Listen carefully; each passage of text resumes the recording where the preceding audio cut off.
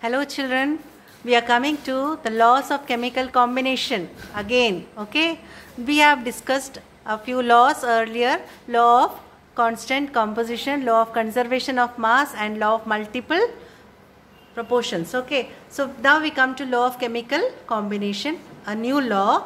Let us just see what is this law about. It is law of reciprocal proportion. Okay, it was established by Richter. So we will just see what did he state in his law. The law of reciprocal proportion was proposed by Jeremias Richter in 1792. It states that if two different elements combine separately with the same weight of a third element, the ratio of the masses in which they do so are either the same or a simple multiple of the mass ratio in which they combine. Quite confusing, isn't it? When you hear the law for the first time, this is what we feel. That it is just somebody is like throwing many words at us, isn't it? We don't understand anything. But this happens with everyone. We all had to go through the same phase. But when we study a law, we have to start studying it slowly. So let us do it in slow motion now. Let us see the law once again. If two different elements combine separately, so there are two different elements. Okay, they are combining separately with the same weight of the third element. Okay, so we have A element and B element, and they are combining with C element separately. So A is combining with C, B is also combining with C with the same weight of the third element. So C should have the same weight in both the cases. Okay, 12 grams of C combines with A and 12 grams of C combines with B also. Then the ratio of the masses in which they do so. So the ratio of the masses in which, so mass of A combining with 12 gram of C and mass of B combining with 12 grams. So the ratio of these masses will be either the same or simple multiple of the mass ratio in which they combine. So when they both combine with each other, that is our A and B are combining with each other, then also they will maintain either the same ratio or it will be a simple multiple ratio, simple multiple of that mass ratio. Okay, the mass ratio in which they were combining. So we will try to understand it furthermore with the help of some examples. So let us understand here. We have elements hydrogen, sulfur and oxygen. Okay, so we will just understand with a day-to-day example. Like we have three friends. Okay, so we have Joel. Okay, Joel, Swaroop and Vaishnav. They are three good friends. Okay, now Joel is a good friend of Swaroop. Okay, Joel is a good friend of Swaroop, and he has certain interaction with him, like the way he talks with him, the way they deal with each other. Okay, there is a certain interaction. And Joel is a good friend of Vaishnav also. So they also interact in some other way, because we know that it depends on the friends that we are dealing with. Our interaction also changes. So here he is interacting in some way, here he is interacting in another way. So there is a certain relation between these two interactions.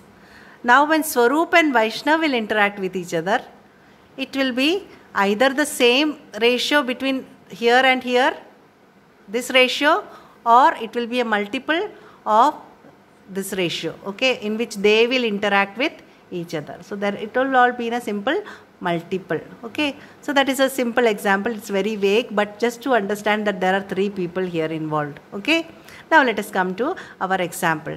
Hydrogen, sulfur and oxygen are three different elements.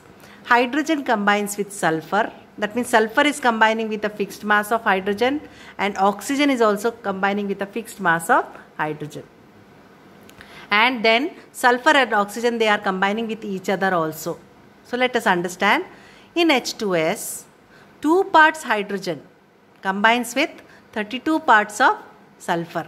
So 32 parts of sulfur, why? Because sulfur is 32. The mass of 1 mole of sulfur is 32. And here 2 moles of hydrogen is 2 grams. So 2 parts and 32 parts. So what is the ratio? 1:16. And here in hydrogen, this 2 parts of hydrogen combines with 16 parts of oxygen. So here we see that the ratio in which these two elements, our sulfur and oxygen, they are combining with a fixed mass of hydrogen. Hydrogen is fixed here. Okay. So what is the ratio in which sulfur and oxygen are combining in this case? 32:16, that is 2:1. So when they combine with the third element, fixed mass of the third element, they are maintaining a ratio of 2:1. So what will happen when they combine with each other? Let us see. They combine with each other to form sulfur dioxide. Okay. So what is the ratio in which sulfur and oxygen are combining? It is 32:32. That is 1:1. And so this ratio 1:1 and the previous ratio 2:1. What is the relation between them? It is 2:1 by 1:1, that is 2:1. Thus it is a simple multiple ratio. Okay. There is also another compound that can be formed by sulfur and oxygen. So in SO3, sulfur is 32 grams while oxygen is 16 3s are 48 grams. So what is the ratio in which they are combining? 32:48, that is 2:3. So what is the relation between this mass, this ratio and the earlier ratio when they were combining with the fixed mass of the third element? It was 2:1. So when we take the ratio 2:1:2:3, what do you get? We get 3:1. And this is a simple multiple ratio. Okay. Now we come to another problem. This is about H2S. H2S is made up of which two elements? Hydrogen and sulfur. Now H2S contains 94.11% sulfur. Water contains, so this is another compound that we are talking, H2O. So both are combining, sulfur and oxygen are combining with hydrogen. Water contains 11.11% hydrogen. So when it is given 11.11% hydrogen means the remaining will be oxygen. So you have to minus from 100 to get the value for oxygen. Here also 94.11% is sulfur means the remaining is hydrogen. So from here also find hydrogen, from here also you will find oxygen. And then sulfur dioxide contains 50% oxygen. So how much is sulfur? That also you have to subtract from 100 and find out. To show that the results are in agreement with law of reciprocal proportion. So let us understand this now. In SO2, what is the mass of oxygen? 50, we are taking it as 100 gram because it is given in percentage. So if 50 gram is oxygen, 50 gram will be sulfur. In H2O, hydrogen is 11.11. So how much will be the oxygen? 100 minus 11.11. That is 88.89 gram. So here now we see that oxygen and sulfur and oxygen and hydrogen are combining with each other. So this time who is the common person, common element? Common element is oxygen. Okay. So sulfur is combining with oxygen and hydrogen is also combining with oxygen.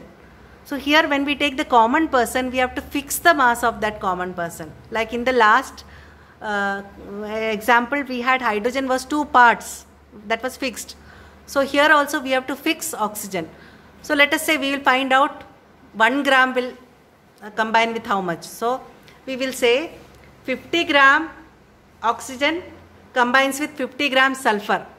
So 1 gram will combine with how much? Okay. In the same way for the second case we will say 88.89 gram oxygen combines with 11.11 gram hydrogen. So 1 gram oxygen will combine with what? So that we have to find out. So that is what it is done here. 88.89 gram oxygen combined with hydrogen 11.11. So 1 gram oxygen will combine with 11.11 divided by 88.89, that is 0.125 gram. And in the second case 50 gram of oxygen combined with 50 gram sulfur. So 1 gram of oxygen will combine with how much? 50 by 50, so 1 gram. So here it is 1 gram. So now we will say that, let us see, hydrogen and sulfur are combining with a fixed mass of oxygen. What is that fixed mass? 1 gram. So what is the ratio here? It is 1.125:1, or you can say it is 1:8. Okay. So it is, the ratio is 1:8. So that is the ratio that we got between what? Hydrogen and sulfur combining with oxygen. Oxygen was the common thing here. So now what is the next step? Who has to combine now? Now hydrogen and sulfur, they have to combine with each other, and that ratio we have to find. And then we will compare it with 1:8. So let us go on now. In H2S, mass of sulfur is 94.11 gram. So what is mass of hydrogen? That is 100 minus 94.11. 100 minus this is, okay. 100 minus 94.11, that is 5.89 gram. So now we will see the ratio of masses of hydrogen sulfur. Now in this case, how much sulfur and how much hydrogen are combining? Let us see. 5.89 is to 94.11. So that is 1:16. So the ratio is 1:16. Now compare with the earlier ratio. 1:8 is to 1:16. So now what we get? 2:1. This is a simple ratio. Hence the given data follows the law of reciprocal proportion. Did you understand? It is very simple. Try to do some problems from your text. Now we come to the next law. I will not go very in detail of this law because you have already studied it in your 10th standard. Gay-Lussac's law of combining volumes. The law of combining volumes states that when gases react, they do so in volume which bear simple whole number ratio, provided that the temperature and pressure of the reacting gases and their products remain constant. So we have learned that they bear simple whole number ratio with what? With the among themselves and also with the product. So there is a simple whole number ratio that is followed between these two. Okay. So let us see now. When 4 liter of nitrogen completely reacts with hydrogen, what would be the volume of ammonia gas? Okay, so this is, we write N2 plus 3H2 gives 2NH3. Now we see 1 mole or 1 volume of nitrogen combines with 3 volume to give 2 volume of ammonia. So that is the ratio 1:3:2. Now when we try to solve that, we say when so what we have to consider? Nitrogen and ammonia. So we have to see this and this here. We have to fix nitrogen and ammonia. So when 1 liter is combining, we get 2 liter. So 1 liter of nitrogen produces 2 liter of ammonia. So 4 liter of nitrogen will produce how much?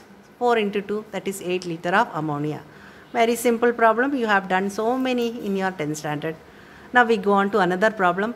What would be the volume of ammonia formed if 2 liter of nitrogen, 2 liters of nitrogen is mixed with 2 liters of hydrogen at constant temperature and pressure? This is a different type of sum. Here we have to understand 2 liter of nitrogen is given. Okay. So if we take nitrogen and ammonia, we will say 1 volume will give 2 volume. So 2 liter will give 4 volumes. So 4 liter will be the answer in that case. Okay. But if we take this 3 and 2, we will say 3 volume give 2. So how much will 2? So 2 will be 2 into 2 by divided by 3. So that will be 4 by 3. So there are 2 answers possible. So in this case, we have to see, first fix which volume you should take. Okay. How do you do that? You try to see here. When you have 1 volume of nitrogen, how much volume of hydrogen do we need? 3 volume. So for 1 we need 3 times we need, isn't it? So to combine with 2 liter of nitrogen, how much volume of hydrogen will be required? We will require 3 times of the volume of nitrogen, that is 3 to the 6. So we will need 6 liters in this case. But is it available? No, 6 liter is not given, isn't it? So we cannot take. That means the whole of 2 liter we cannot take because we don't have sufficient hydrogen to combine with it. But if you take the reverse case, for 3 volume we need only 1. That is, we need only 1/3 of the volume of hydrogen. So how much we need for 2 liter? We need only 1/3 of 2. Okay. So that is 2 by 3. That is available, isn't it? So we can take the volume of hydrogen. Okay. So here we fix that. We will take the volume of hydrogen in this case. So let us consider 3 volume of hydrogen produces 2 volume of ammonia. So 2 liter of hydrogen will produce how much? 2 into 2 by 3, that is 1.33 liters. So that is the answer for this. Please try all the problems based on this and ask any doubt if you have.